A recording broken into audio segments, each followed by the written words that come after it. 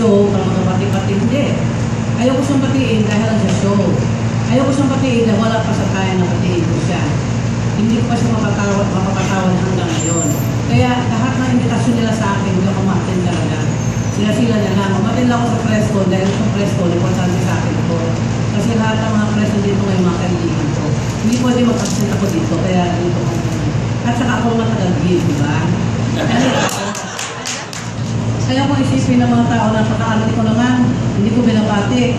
Gusto yung malaman ang totoong reason. Kaya hindi ko sa mapapatawad, panoorin yung season 3.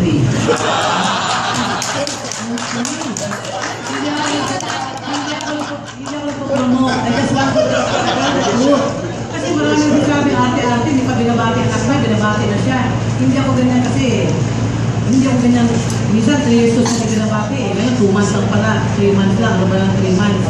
Kaya, mapapanood nyo ang 3rd season, doon malalaman, tama ako. Kaya panoorin nyo na, abangan nyo na kung